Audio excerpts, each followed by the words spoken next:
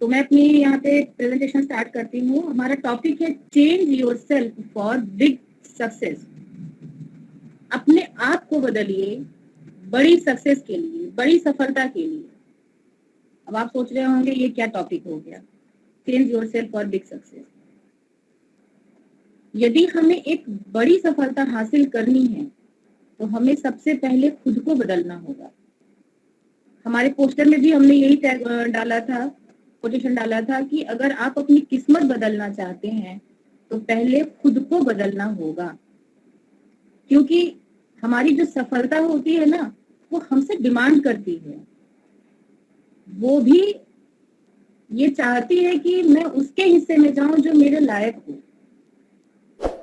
हम किसी भी, जैसे होता है ना, सक्सेस की अगर मैं बात करूं, एक मानवीकरण करें अगर हम सफलता का, तो उसकी भी तो इच्छाएं होती होंगी ना कि मैं उस इंसान के साथ रहूं जो मेरे लायक हो। जैसे हम चाहते हो ना कि हम अपने हमारा फ्रेंड सर्किल ऐसा हो जो मेरे लायक हो, जो मेरे हिसाब से हो। हम सभी चाहते हैं ना अपने अपने हिसाब के हमारे जो सहयोगी हों।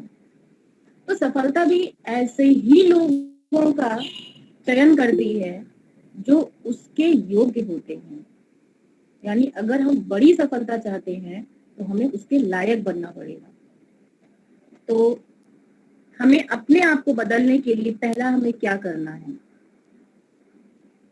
Self development. Self development in the sense हमें अपने आप को इम्प्रूव करना है। अब इम्प्रूवमेंट से मतलब क्या होगा? आप सोच रहे होंगे कि इम्प्रूवमेंट का मतलब क्या, हम अपने आप में क्या करें, है ना?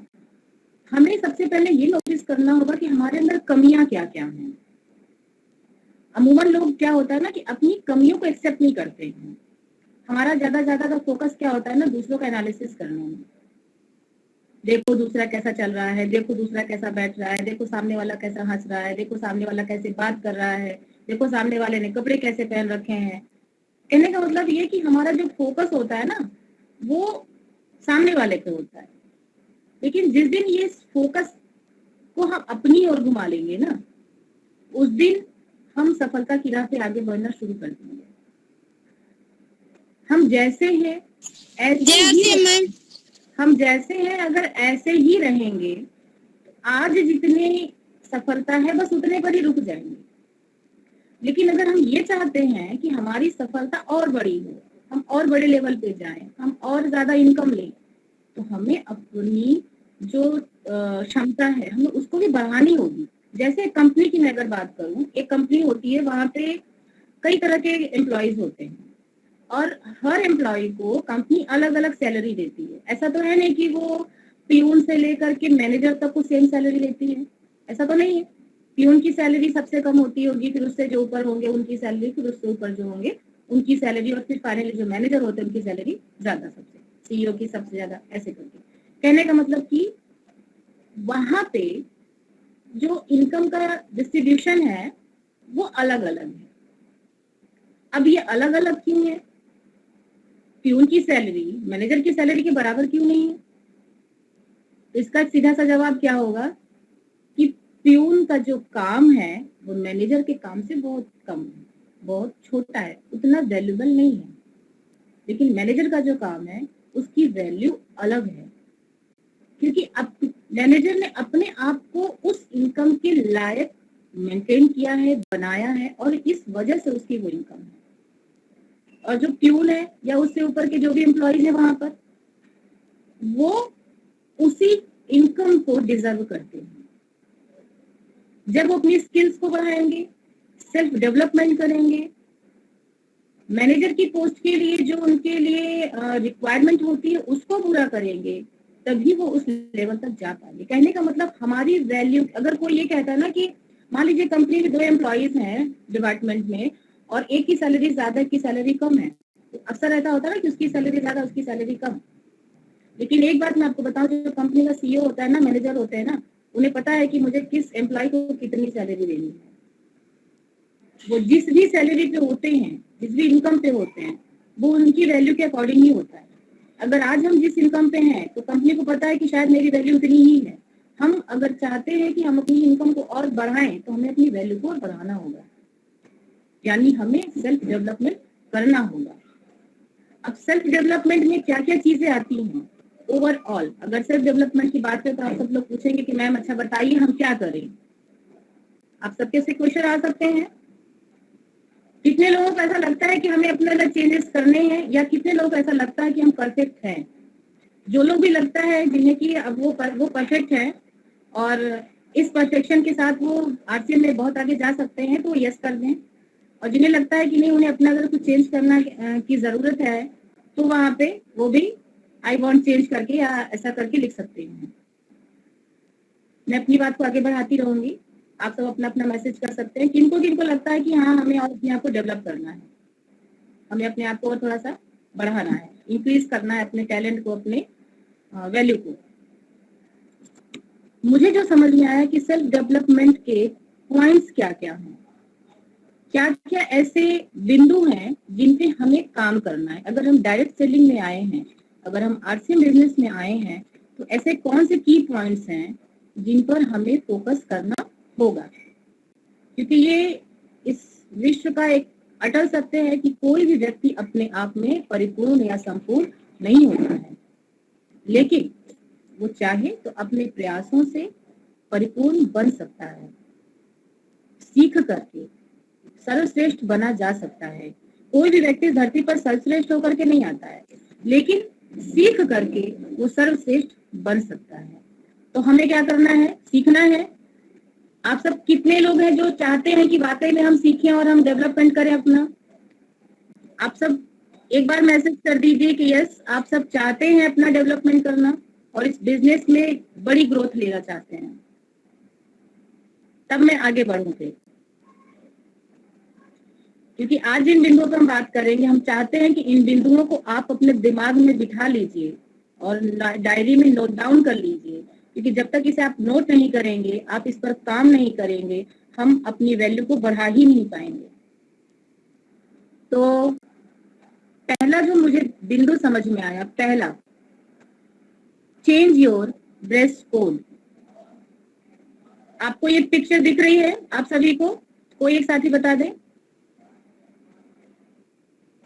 Yes ma'am. इस स्लाइड में आपको दो फोटोज दिख रही होंगी। पहली फोटो है जहां पर सब अलग अलग तरह से ड्रेस्ड हैं, अलग अलग तरह से सबने कपड़े पहने हैं। ऐसा नहीं कि कोई मिसमैनेज है, सबने अच्छा सा कैरी कर रखा है।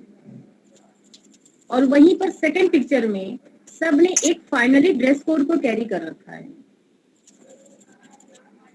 आप सब समझ सकते होंगे, मुझे कहने की आवश्यकता नहीं है कि प्रोफेशनलिज्म कहाँ दिख रहा है, कौन सी पिक्चर परफेक्ट लग रही है और कौन सी पिक्चर अनपरफेक्ट लग रही है। कौन सी पिक्चर को देखकर हम समझ सकते हैं कि यहाँ पे प्रोफेशनल्स खड़े हैं, और कौन सी पिक्चर को देखकर लगता है वो फन करने के मूड में है, घूमने फिरने और एंजॉय करने के मूड में है। कहने का मतलब ये है, फर्स्ट ऑफ ऑल हमें अपने ड्रेस कोड को निर्धारित करना होगा। कंपनी ने ड्रेस कोड डिसाइड कर रखा है। जेंट्स के लिए कोट पैंट है, व्हाइट शर्ट है और रेड टाई है। लेडीज के लिए आरसीएम की साड़ी है। थोड़ा सा मुझे जो समझ में आया कि कई सारी महिलाएं हैं जिन्होंने आरसीएम की साड़ी अभी तक नहीं ली है। ठीक है, कोई बात नहीं है, आपके पास आरसीएम का ड्रेस कोड नहीं है, कोई दिक्कत नहीं है। आप कोई भी एक ऐसी साड़ी, अगर मैं महिलाओं की बात करूं पहले, जो सिंगल कलर की हो, एक कलर, मल्टी कलर नहीं, सिंगल कलर की कोई भी एक साड़ी आप कैरी करिए, अच्छे से पिनअप करिए, आपका लुक ऑटोमेटिक प्रोफेशनल हो जाएगा। ध्यान रखिए, आप सबको थोड़ी अजीब बातें लग रही होंगी, लेकिन इस फोटो पर थोड़ा सा भी अगर आप कंसंट्रेट करेंगे तो आप समझ जाएंगे। और अपने आप को इमेजिन कीजिए कि अगर हम एक प्रॉपर ड्रेस में होते हैं तो हमारा लुक कैसा आता है। आप किसी भी एक सिंगल कलर की साड़ी कैरी कीजिए, एम्ब्रॉयडरी नहीं, वर्क नहीं, क्योंकि किसी पार्टी में आप नहीं जा रहे हैं, आप अपने बिजनेस के किसी सेमिनार में या किसी इवेंट में हैं। आपको एक प्रोफेशनल की तरह ही वहां पर दिखना भी होगा। जो भी महिलाएं हैं, अगर उनके पास आरसीएम का ड्रेस कोड नहीं है, साड़ी नहीं है, फर्स्ट ऑफ ऑल वो साड़ी ले ले। अगर नहीं है तो भी किसी एक सिंगल कलर की साड़ी को पिनअप करें। वर्क नहीं हो उसमें, बहुत ज्यादा मल्टी कलर के प्रिंटेड ना हो, सिंगल कलर बॉर्डर वाली। गर्ल्स जो है, जो जीन्स वगैरह अगर कैरी कर रही हैं तो वो ब्लैक पैंट और वाइट ब्लैक कोट को कैरी कर सकती हैं। लेकिन अगर जो लेडी लड़कियां ऐसी हैं जो सूट कैरी करती हैं, जो जीन्स वगैरह कैरी नहीं करती हैं, तो वो ब्लैक सूट विथ वाइट दुपट्टा वो कैरी कर सकती हैं। अगर आप ब्लैक सूट व्हाइट दुपट्टा के साथ यूज करती हैं तो ये एक प्रोफेशनल लुक आपको देता है। और सबसे बड़ी बात मैं अपने जेंट्स साथियों के साथ कहना चाहती हूँ कि व्हाइट शर्ट अपने लिए मस्ट कर लीजिए। अगर अभी भी आपकी अलमारी में व्हाइट शर्ट नहीं है तो खरीद लीजिए। रिक्वेस्ट है मेरी आप सबसे। अभी जो नेक्स्ट मंथली प्रोग्राम होगा उसमें भी टाइम है, 10 से 12 दिन का समय है। आगे नेक्स्ट मंथ में कितने दिनों के बाद होगा नहीं पता, फिर भी हम कह सकते हैं कि 15 दिनों का समय है हमारे और आपके पास में। आप हमारी टीम के जितने भी साथी हैं उनसे मेरी रिक्वेस्ट है कि अपने आप को पर्टिकुलर 2 कलर्स में, मैं अगर बिजनेस की बात करूं तो बिजनेस में ड्रेस कोड मोस्टली 2 ही या 3 कलर का होता है, black white black white black white. तो आप सब थोड़ा सा केयरफुल होकर के आप कभी खुद नोटिस कीजिए अपने आप को ऐसे कपड़ों में कैरी करके, व्हाइट शर्ट ब्लैक पैंट और फिर रेड टाई। आपको खुद फील आएगा कि आप किसी प्रोफेशन में हैं। आप कोई छोटे मोटे काम में नहीं, आप एक बहुत बड़े बिजनेस में हैं। आप एक बहुत बड़े कह सकते हैं कि कंपनी का आप हिस्सा हैं। आप उसके मालिक हैं। और नहीं तो आप अगर अपने बिजनेस को सीरियसली नहीं लेंगे तो कोई आपको भी सीरियसली नहीं लेगा। मैं हमेशा सोचती थी कि मुझसे कई लोग अभी भी कहते थे कि उषा तुमने एमबीए किया। किसी साथी का हमारे लग रहा है गलती से माइक अनम्यूट हो गया है, तो आपसे निशा मैम आपका माइक अनम्यूट है। जी रिक्वेस्ट है मेरी, अपनी माइक को थोड़ा बंद कर लीजिए थोड़ी देर के लिए। जी मुझसे अभी भी कई बार लोगों ने कुछ कहा कि आपने एमबीए क्यों नहीं ज्वाइन किया, आपने वेस्टेज को क्यों नहीं ज्वाइन किया, आपने मोदी केयर को ज्वाइन क्यों नहीं किया। तो मुझे लगा कि ये इसके बारे में ही क्यों बात कर रहे हैं, क्योंकि ये कंपनीज बहुत ही हाई फाई प्रोडक्ट रखती हैं, बहुत ही कॉस्टली प्रोडक्ट रखती हैं, फिर भी ये लोग इन्हीं कंपनीज को क्यों रेफर करते हैं कि आपको अगर नेटवर्क मार्केटिंग करना है तो आप इनको क्यों नहीं ज्वाइन करते। मैंने यूट्यूब पे इन सबको बहुत सर्च किया, गूगल पे बहुत सारा सर्च किया इन सब के बारे में, तो मुझे जो एक चीज कॉमन दिखाई दी जिसको मैं आज आपसे शेयर कर रही हूँ कि इनका ड्रेस कोड हमेशा अलाउ होता है। बिना ड्रेस कोड के ये किसी भी मीटिंग सेमिनार में नहीं जाते हैं।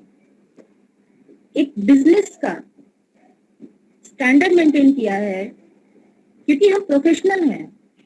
हम कोई छोटी सी जनरल मर्चेंट की शॉप नहीं चला रहे हैं, हम एक बिजनेस कर रहे हैं। और बिजनेस में आपको बता दो, बिजनेस अब शब्द ही अपने आप में इतना वैल्यूएबल होता है, लेकिन हमारी मिस्टेक का हो रही है ना, हम लोग उसको वैल्यू नहीं दे रहे हैं।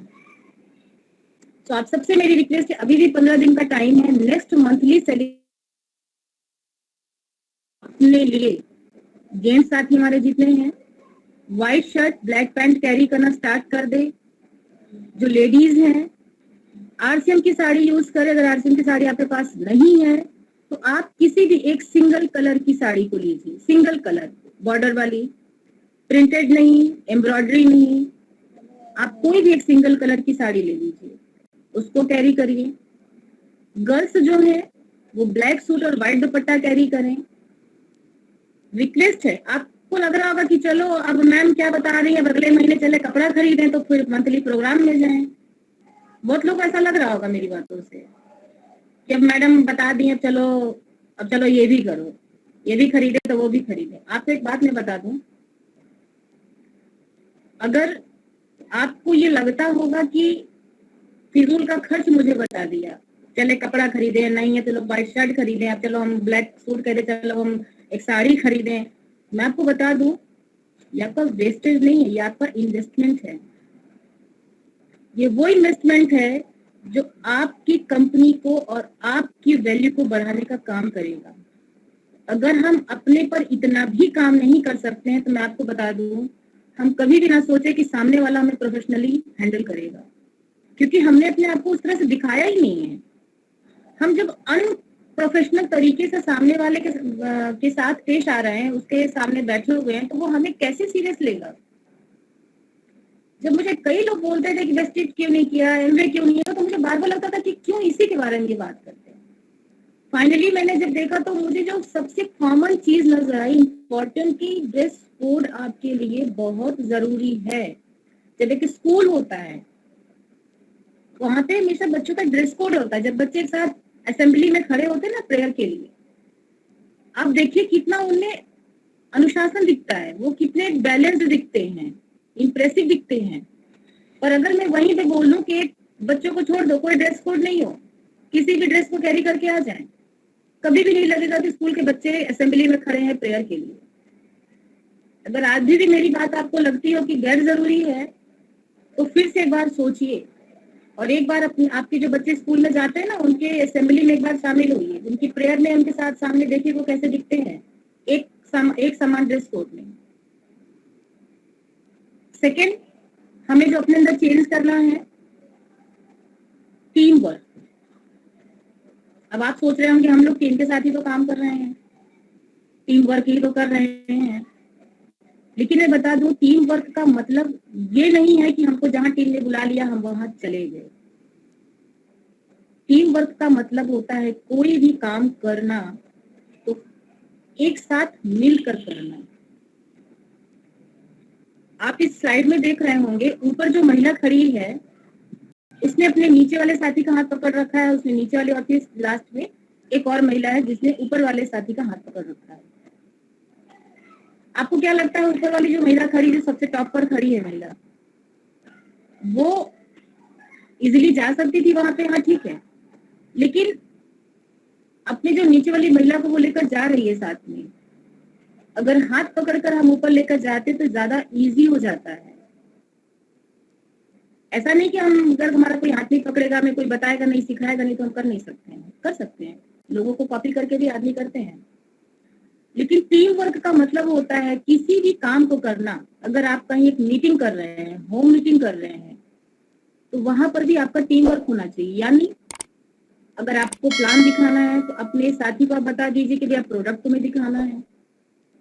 आपके मन में अगर कोई भी प्लान बनता है, कोई भी काम करने का नया आइडिया आता है, तो उसको अपनी टीम के साथ डिस्कस कीजिए कि भैया मैं ये काम करना चाह रहा हूँ या मैं ये काम करना चाह रही हूँ, आप लोग बताओ क्या राय दे रहे हैं। क्योंकि जब हम लोगों से बातचीत करते हैं ना, तो हमें और नई नई चीजें पता चलती हैं कि हम इसमें और नया क्या कर सकते हैं। तो इसलिए हमेशा किसी भी काम को अगर हमें करना है तो पूरी टीम को मिल करके काम करना है। कोई भी अगर हम डिसीजन ले रहे हैं तो उसे अकेले नहीं लेना है। अगर हम एज अ सीनियर की बात करें, मेरे अंदर कोई बात आती है कि हमें अपना डिसीजन लेना है, तो ऐसा नहीं कि बस हमने सोचा और हमने उसको कर दिया, नहीं, हमें उसको अपनी टीम के साथ डिस्कस करना चाहिए। अपने सीनियर्स के साथ डिस्कस करिए, अपने जूनियर्स के साथ डिस्कस करिए कि हम ऐसा सोच रहे हैं करने के लिए, आप लोग की क्या राय है। जैसे हमारे सूर्य प्रकाश सर जी हैं, जब को लीडर्स की मीटिंग होती है उसका पर्पज ये है कि जो कुछ करना है टीम के साथ मिलकर करना है, टीम की जानकारी में होना चाहिए कि हमको क्या करना है, हमारा अगला स्टेप क्या होना चाहिए। ठीक, तो हमें ये, अगर अभी भी कुछ लोगों को लगता है कि नहीं हमने अकेले प्लान बनाया, हम अकेले चले जाएंगे, हम अकेले कर लेंगे, तो आज से ही अपने अंदर इस चीज को चेंज कर दीजिए।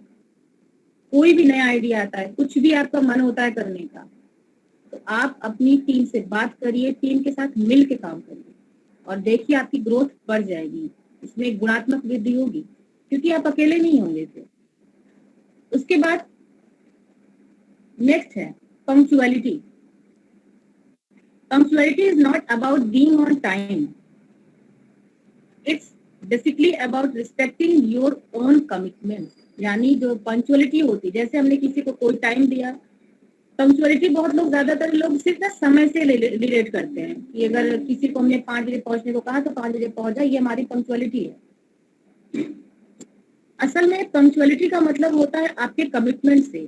वो कमिटमेंट आपके किसी से मिलने से भी हो सकता है, वो कमिटमेंट आपका किसी काम को लेकर हो सकता है, वो कमिटमेंट आपका किसी प्लान को लेकर हो सकता है। इसीलिए कहा गया कि is not about being on time. ये सिर्फ मतलब का समय से मतलब नहीं है इसका कि हम समय पर पहुंच गए तो ये हमारी पंक्चुअलिटी हो गई। It's basically about respecting your own commitment. यानी ये आपके उन कमिटमेंट्स के रिस्पेक्ट है। जैसे कि अब मैं ड्रेस कोड की अगर बात कर रही हूँ, तो अगर आप सभी साथी ड्रेस कोड में पहुंचते हैं तो ये आपके कमिटमेंट के प्रति आपकी रिस्पेक्ट है, ये पंक्चुअलिटी है। अगर आप कहीं मिलने जा रहे हैं, समय से पहुंच रहे हैं, वो आपकी पंक्चुअलिटी है। अगर आप कोई प्लान कर रहे हैं कि मुझे ये काम करना है, अपने लिए कोई डेडलाइन, जैसे हमारे बहुत सारे साथी हैं जिन्होंने सितंबर में अपने लिए टारगेट्स क्रिएट कर रखे हैं कि मुझे सितंबर में ये लेवल अचीव करना है, तो ये आपका कमिटमेंट है और सितंबर में उसको हासिल कर लेना आपकी पंक्चुअलिटी है। यानी आपने जब जिस समय जिस काम को करने के लिए और जिस तरीके से करने के लिए कमिटमेंट किया है, उसको उसी फॉर्म में करना आपकी पंक्चुअलिटी कहलाता है। तो हमें जो सेकंड मैं बड़ा एक बिंदु देखती हूँ वो है पंक्चुअलिटी। अगर हम अपने आप को पंक्चुअल नहीं बनाएंगे तो हमारे लिए सक्सेस की राह में बहुत बड़े बड़े रोड़े आने वाले हैं। अगर हमने सोच लिया है कि हमें सितंबर में पिन चेंज करनी है, तो ये कमिटमेंट हमें हर हाल में पूरा करना होगा और यही हमारी पंक्चुअलिटी होगी। अगर हमने ये कमिटमेंट कर लिया है कि हमें ड्रेस कोड में रहना है हर मीटिंग हर सेमिनार में, तो हमें हर मीटिंग हर सेमिनार में ड्रेस कोड में रहना है और ये हमारी पंक्चुअलिटी है। नेक्स्ट जो मुझे बिंदु समझ में आया जिसमें हमें काम करना है, लर्निंग। हमारे बहुत सारे साथी सोच रहे होंगे सीख तो रहे और कितना सीखे साथियों, सीखने की कोई उम्र नहीं होती और सीखने की कोई सीमा नहीं होती। आज का जो कंडीशन है, आज की जो स्थितियां हैं नेटवर्क मार्केटिंग की अगर हम बात करें, तो आप अपने सीखने के दायरे को इतना बढ़ा लीजिए कि आपके पहुंच से कोई भी चीज अछूती ना रह जाए। जो लोग पढ़े लिखे नहीं हैं वो सोच रहे होंगे हम कंप्यूटर पे काम करना कैसे सीखेंगे। जो लोग टच मोबाइल चलाना नहीं जानते वो सोच रहे होंगे कि हम मोबाइल कैसे यूज करेंगे, ऐप कैसे यूज करेंगे, बिलिंग कैसे करेंगे। सीखना कोई मुश्किल काम नहीं है, दुनिया में ऐसे कोई काम नहीं जो आप सीख नहीं सकते हैं। और अगर आपको ऐसा लगता है कि हमारा कम पढ़ा लिखा होना हमारे सीखने में रोड़ा बन रहा है, तो मैं आपको बता दूं आप अपने अंदर जो चाहे वो चेंज कर सकते हैं। आपको सीखना होगा कि हम अपनी टीम में कैसे लोगों में आगे उन चीजों को सिखाएं। जैसे कहते हैं ना, यहाँ पे आज से जैसे कहा जाता है ना, लर्न टीच एंड डुप्लीकेट। पहले तो हमें खुद सीखना होगा, तभी हम उसको दूसरों को सिखा पाएंगे। और हमें ये भी सीखना होगा कि हम दूसरों को कैसे सिखाएं, क्योंकि उसको भी एक सिस्टम के थ्रू अगर हम करेंगे तभी हम सामने वाले को प्रॉपरली सिखा पाएंगे। अगर हम चाहते हैं कि हम एक अपनी टीम में बड़े बड़े लीडर तैयार करें, खुद सीखने के साथ अपनी टीम में कैसे सिखाएं ये भी हमें जानना होगा और उसके बाद हमें उसे एज इट इज अपनी टीम को सिखाना होगा। आज का जो समय चल रहा है, कभी ये सोचिएगा ही नहीं कि ये सब्जेक्ट मेरे बिजनेस से रिलेटेड है ही नहीं। अगर किसी को ऐसा लगता होगा कि मैं इस टॉपिक को क्यों सीखूं या मैं इस चीज को कैसे सीखूं, जैसे होता ना कि आपका एक सोशल बिहेवियर होता है, सोशल एप्टीट्यूड होता है, एप्टीट्यूड, ये सब चीजें हम क्यों सीखें, है ना। हमें तो बात करना आता है, हमें तो प्रेजेंटेशन आती है, हमें तो बुक पढ़ना आता है, हमें तो, जब तक आप ये नहीं सोचना छोड़ेंगे कि हमें तो सब कुछ आता है, आपको कुछ नहीं आएगा। ये सबसे बड़ा भ्रम होता है हमारा कि हमें सब कुछ आता है। हमने देखा है बहुत सारे जो बड़े बड़े सीनियर लीडर्स हैं वो हमेशा ये कहते हैं कि हम अभी सीख रहे हैं, और जो नए नए आए होते हैं वो कहते हैं हमें तो सब पता है। और जिस दिन वो ये सोचते हैं कि हमें तो सब पता है, वास्तविकता ये है कि वास्तव में कुछ भी पता नहीं होता है, क्योंकि सीखना असीमित काम है। इसलिए हमें इस बिजनेस में प्लान दिखाना भी सीखना होगा, 6 बेसिक्स के बारे में चर्चा करनी भी आना होगा, 8 कोर स्टेप, 7 कॉर्डर रूल्स, ये सारी चीजें मैंने देखा है। मोस्टली लोग प्लान के बारे में तो बात करते हैं लेकिन 6 बेसिक्स के बारे में बात नहीं करते, 8 कोर स्टेप्स के बारे में बात नहीं करते, 7 कॉर्नर रूल्स के बारे में बात नहीं करते, जबकि आपकी बिजनेस ग्रोथ के लिए ये तीनों चीजें भी बहुत इंपॉर्टेंट है। हम सिर्फ प्लान सीख करके छुट्टी पा लेते हैं, हमें लगता है बस प्लान सीख लिया हो गया। 6 बेसिक्स और 8 कोर स्टेप्स और 7 कार्डिनल रूल्स पे किसी का ध्यान ही नहीं जाता है। लेकिन ये भी सीखना पड़ेगा, सामने वाले को कैसे अपना प्रेजेंटेशन दिखाना है, सीखना होगा। अपने ऐप पर जाकर के कैसे चीजों को सीखना है, कैसे हम ऐप में सारी जानकारियां देख सकते हैं, वो भी हमें सीखना होगा। और हम अगर नहीं सीख रहे हैं, सिर्फ प्लान दिखाना सीख करके प्रोडक्ट के बारे में जानकारी लेकर अगर हम ये सोच रहे हैं कि हमने बहुत कुछ सीख लिया, जितना जरूरी था उतना हमने सीख लिया, तो ये हम अपने साथ धोखा कर रहे हैं। और हमारा जो ये सोचना है कि प्लान दिखाना आ गया, प्रोडक्ट दिखाना आ गया, तो हम आरसीएम में बहुत बड़ा कर लेंगे, तो ये हमारा भ्रम है। हमें हर चीज सीखनी होगी। तो आज से ये भी अपने दिमाग में बिठा लीजिए कि कोई भी ऐसा बिंदु नहीं छूटेगा जो हमारी जानकारी में ना हो। हमें हर चीज सीखनी है। उसके बाद नेक्स्ट बिंदु जो आता है mindset. Network marketing, RCM business totally mindset का बिजनेस है। जैसे हम कहते हैं ना, इच्छा शक्ति का बिजनेस, माइंडसेट का बिजनेस है। आज हमारा माइंडसेट क्या है? जो मोस्टली लोग आरसीएम बिजनेस में आते हैं वो 2000, 5000, 10,000 की इनकम सोच कर ही आते हैं, जबकि ये बिजनेस लाखों करोड़ों का बिजनेस है। जो माइंड होता है, जब तक इसको हम चेंज नहीं करेंगे अपने माइंडसेट को, तब तक हमारे गोल, हमारे अचीवमेंट भी बड़े नहीं होंगे। माइंडसेट में सबसे पहले हमारे साथ आता क्या है? हम जब अपने दिमाग में किसी चीज को सोचते हैं तो उसके अकॉर्डिंग परफॉर्मेंस करते हैं। जब परफॉर्मेंस करना स्टार्ट करते हैं तो वो हमारे धीरे धीरे एटीट्यूड बनने लगता है। एटीट्यूड यानी हमारी क्रियाशैली वो बनने लगती है, हम उस तरीके से काम करते हैं और यही क्रियाशैली आगे चल के हमारे बिहेवियर में कन्वर्ट हो जाती है, यानी आदतें बन जाती है। कहते हैं ना, किसी भी काम को अगर आप 25 दिन तक लगातार कर लीजिए तो आपकी आदत बन जाता है। और जैसे ही हमारा बिहेवियर चेंज होता है, हमारे एक्शन भी चेंज होने लगते हैं। यानी जब हमारी आदतें बदलने लगती हैं तो हमारा जो माइंडसेट है ना, हमारे जो माइंड का पावर है ना, वो धीरे धीरे स्ट्रांग होना वो बढ़ने लगता है और हम फिर एक्शन लेना स्टार्ट करना शुरू कर देते हैं।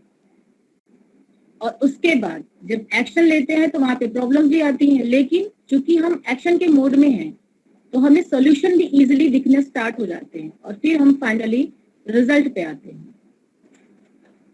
कहने का मतलब ये है कि सबसे पहले बात तो हमें अपना माइंडसेट चेंज करना है। ये 2000, 5000, 10,000 का बिजनेस नहीं है, ये लाखों करोड़ों का बिजनेस है और हम चाहें तो इस बिजनेस में लाखों रुपए के मालिक बन सकते हैं, करोड़ों की इनकम ले सकते हैं, क्योंकि लोग ले रहे हैं। तो ये तो प्रूव है कि ये छोटा मोटा बिजनेस नहीं है। लेकिन हमारा दिमाग हमें क्या सेट कर रखा है, हम क्या इसको 5,000 कमाने का जरिया मान रहे हैं या 50,000 कमाने का जरिया मान रहे हैं? अगर हमने अपना दिमाग को 50,000 कमाने के लिए तैयार कर रखा है तो हम 50,000 कमाने के लिए काम करेंगे, और अगर 5,000 कमाने के लिए दिमाग को तैयार कर रखा है तो 5,000 ही कमाएंगे। इसलिए अपने माइंडसेट को बदल दीजिए, आज और अभी के अभी बदल दीजिए, क्योंकि जब तक आपका माइंडसेट नया नहीं होगा, बदलेगा नहीं, आपको रिजल्ट भी नए नहीं मिलेंगे। New mindset, new result. नया सोचिए और नया रिजल्ट पाइए। अगर अभी भी 5,000 का बिजनेस समझ रहे हैं तो 5,000 ही मिलेगा। 50,000 मान के आज माइंड सेट कर लीजिए कि मुझे आरसीएम बिजनेस से 50,000 इनकम लेनी है 2022 तक, और देखिए आपका माइंड आपके एक्शन को कैसे कन्वर्ट कर देता है आपके हार्ड वर्क में, और आपको 2023 आते आते 50,000 की इनकम भी मिलनी स्टार्ट हो जाएगी, न्यू रिजल्ट्स भी आपको मिलना शुरू हो जाएंगे। नेक्स्ट पॉइंट है थिंक बिग। आपको जो ये यहाँ पे दिख रहा होगा स्क्रीन पर, आप सोच रहे हैं अभी तो मैंने कहा ना थिंक बिग, बड़ा सोचिए, माइंडसेट को चेंज करिए। सिर्फ माइंडसेट चेंज करके हमें सक्सेस थोड़ी मिल सकती है, अगर उसके साथ हम बड़ी सोच को इंक्लूड कर दें, तब आप देखिए क्या फर्क पड़ता है।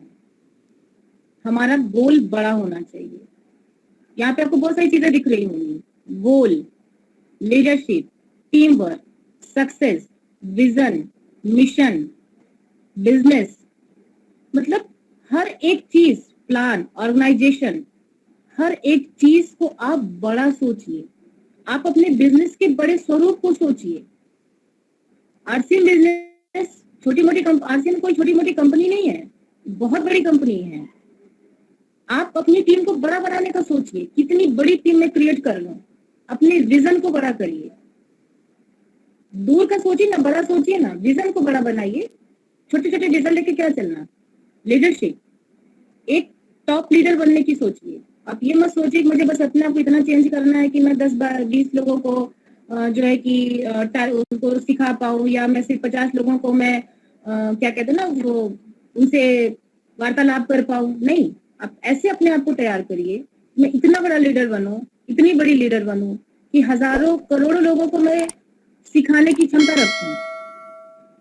क्योंकि ये बिजनेस आने वाले दिनों में बहुत बड़ी ग्रोथ करने वाला है।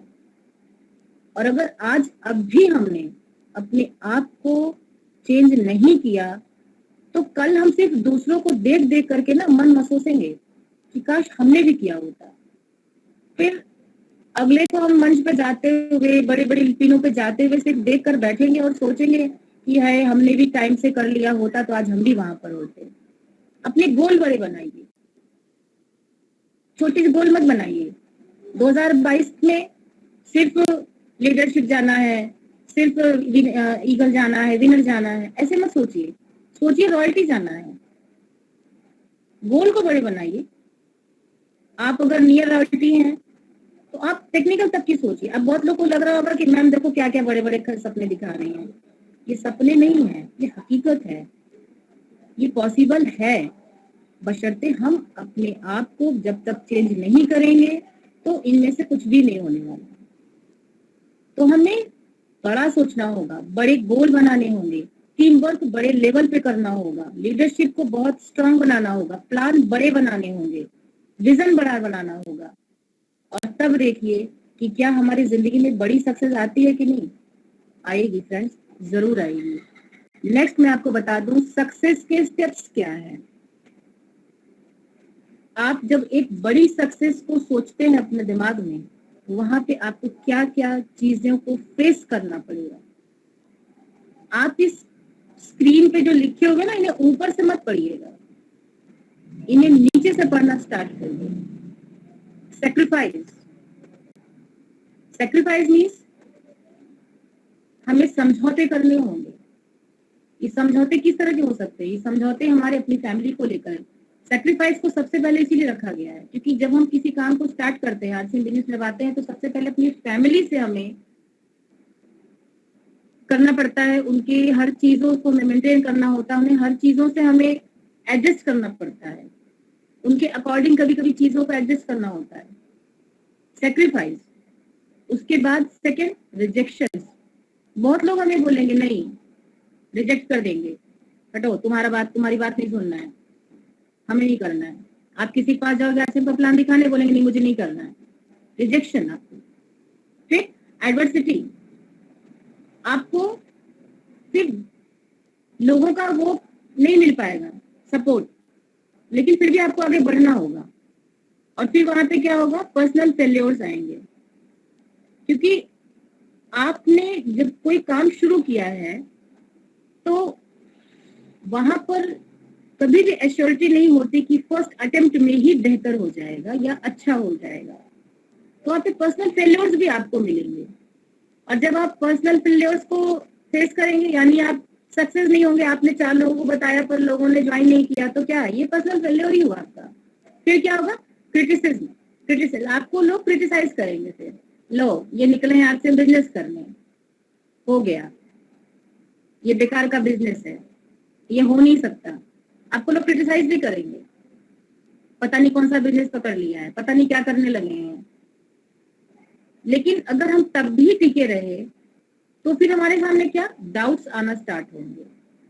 जैसे कहते हैं ना, अगर हम फिर भी टिके रहेंगे तो लोगों की बात सुन सुन के कुछ डाउट्स भी आएंगे हमारे अंदर कि क्या वाकई में ऐसा हो सकता है क्या। और फिर जब उस डाउट के बाद भी हम अगर टिके रहे तो करेज, यहाँ पे फिर हमें थोड़ा सा अपने आप को आत्मविश्वास को अपने बढ़ा करके इसमें लगना पड़ेगा। और उसके बाद फिर डिसिप्लिन, अनुशासन, जब अपने आप को हम अनुशासनात्मक तरीके से ढालेंगे, अपने आप को अनुशासन के मतलब अनुशासनात्मक तरीके से जब हम काम करना शुरू करेंगे, डिसिप्लिन होकर हम जब काम करना शुरू करेंगे, तब थोड़ा हमारा जो सक्सेस है उसके रास्ते थोड़े से खुलने स्टार्ट होंगे। और उसके बाद फिर नेक्स्ट क्या होगा, कंपटीशन मिलेगा आपको। फिर जैसे हम ना इस टाइम में क्या है ना, जब हम फेसबुक पे बहुत सारे लोग बोलते हैं कि मैडम ये करिए वो करिए। अब आरसीएम बिजनेस में आपको क्या लगता है, आरसीएम कंपनी को कंपटीशन नहीं मिल रहा है? मिल रहा है, लेकिन वो अपने वैल्यूज के दम पर सबको पीछे छोड़ रही है। तो यहाँ पर आपको भी कंपटीशन मिलेगा, आपको उसमें भी मेहनत से डटे रहना है, लगे रहना है। अच्छा, लेट नाइट्स, इसमें आपको लेट नाइट्स कहने का मतलब ये कि नहीं कि आधी रात में काम करना, कहने का मतलब ये है कि यहाँ पर फिर आपको अपने काम के घंटों को लिमिट में नहीं बांधना। आपको जब मौका मिले तब काम में आप लग जाइए। आपको जब आपके मान लीजिए आपके घर पे कोई 8 बजे कोई गेस्ट आए हुए हैं, आपको मौका मिल रहा है, आपको लग रहा है जिनसे बात कर सकते हैं, आप उनको आरसीएम बिजनेस समझाइए। यानी फिर वहां पर आपको अपने काम के घंटों को थोड़ा बढ़ा लेना है, क्योंकि अब आपको विश्वास हो चुका है कि हाँ यहाँ पे काम हो सकता है। उसके बाद हुज रिस्क, फिर बड़े वहां पर रिस्क भी आएंगे आपके सामने कि पता नहीं होगा कि नहीं होगा, हम इतना काम कर तो रहे हैं, पता नहीं होगा कि नहीं होगा। लेकिन तब भी आपको लगे रहना है और अपने हार्ड वर्क को, नेक्स्ट जो होगा वो आपका हार्ड वर्क होगा, आपको कठिन परिश्रम करना होगा। ये कठिन परिश्रम जो है आपका, आपको सक्सेस की ओर खींच के लेके जाएगा। यानी आप नहीं भी चाहेंगे ना अगर आप, लेकिन आप हार्ड वर्क कर रहे हैं ना, तो इसमें इतनी ज्यादा पावर होती है कि ये आपको सक्सेस तक लेके जाके ही आपको रुकेगा। इसलिए फिर आप हार्ड वर्क स्टार्ट कर दीजिए। उसके बाद परसिस्टेंस, आपको कंटिन्यू लगे रहना होगा, घबराना नहीं है हार्ड वर्क से, अपने डेडिकेशन को बनाए रखना होगा, अपने धैर्य को बनाए रखना होगा और विश्वास को बनाए रखना होगा। लेकिन फिर भी क्या होगा, कभी कभी आप डिसअपॉइंटमेंट हो जाएंगे, आपको डिसअपॉइंटमेंट्स भी मिलेंगे, यानी मैंने काम किया फिर भी नहीं हुआ। लेकिन फिर भी अगर आप टिके रह गए तो फाइनली आपको सक्सेस हासिल होकर ही रहेगी। फिर आपको इतने सारे पॉइंट्स कभी भी पीछे ढकेल नहीं पाएंगे। तो आप अगर वाकई में चाहते हैं आरसीएम बिजनेस में बड़े मुकाम पर जाएं और भीलवाड़ा के मंच पर आपको माइक दिया जाए आपकी लाइफ की स्टोरी सुनाने का, तो आपकी लाइफ को इस योग्य बनाइए, आपको इनवाइट किया जाए। और उसके लिए आज आपको इन सारे पॉइंट्स पे काम करना पड़ेगा। अगर हम सोचते हैं कि नहीं हम इतना नहीं कर पाएंगे तो ठीक है, जितना कर पाएंगे उतनी इनकम मिलेगी, उतनी सक्सेस मिलेगी। जितना कर पा रहे हो उतने साथ बड़े इनकम के बारे में मत सोचिए, बड़ी सक्सेस के बारे में मत सोचिए। बड़ी सक्सेस चाहते हैं, बड़ी इनकम चाहते हैं तो बड़ा काम करना होगा। इन्हीं सब बातों के साथ आपको फिर एक बार last, think big, believe big, act big and the result will be big. बड़ा सोचिए, बड़े विश्वास बनाइए, यानी स्ट्रॉन्ग विश्वास बनाइए कि हाँ ये हो सकता है। एक्ट बिग, यानी फिर बड़े काम करिए, यानी बड़ी सोच के साथ आप अपने काम को बढ़ा दीजिए। एंड द रिजल्ट्स, उसके बाद जो परिणाम होंगे, विल बी बिग, वो जरूर बड़े होंगे। साथियों, अगर अब भी आपको लगता है कि नहीं आरसीएम बिजनेस में अभी भी आकर के हम 15,000 कमा लेंगे, 10,000 कमा लेंगे, नहीं, आज से ही अपने ड्रीम्स को बड़े कर दीजिए कि मुझे 2022 तक 50,000 तक की इनकम पहुंचना ही पहुंचना है। तो साथियों, अगर बड़ा सोचेंगे और उस सोच पर विश्वास रखेंगे तो आपका जो काम होगा ना वो भी बड़ा होगा, आप बड़े काम करेंगे, आगे बढ़ के काम करेंगे, हार्ड वर्क करेंगे और फिर फाइनली आप बड़ी सक्सेस को जरूर हासिल करेंगे। कोई बहुत बड़ी बात नहीं है, ये कोई बहुत ओवर नहीं है कि हाँ ऐसा कहाँ हो सकता है। इस धरती पर, इस RCM बिजनेस में सब कुछ संभव है। तो फ्रेंड्स, मैं अब अपनी बात को यहीं समाप्त करती हूँ। आप सबने मुझे 43 मिनट तक कंटिन्यू सुना, धैर्य के साथ सुना, इसके लिए आप सबको मेरा दिल से धन्यवाद, बहुत बहुत धन्यवाद आप सबको। और इस बात के लिए भी आप सबको धन्यवाद कि अगर इसमें से हमारे किसी भी साथी ने पॉइंट्स को फॉलो किया, उसको अपने अंदर उतार लिया, तो मैं आपको विश्वास दिलाती हूँ आपको बड़ी सक्सेस से कोई रोक ही नहीं सकता है। तो इन्हीं सब बातों के साथ मैं अपनी बात को समाप्त करती हूँ। आप सभी साथियों को दिल से धन्यवाद। Thank you so much. जय RCM।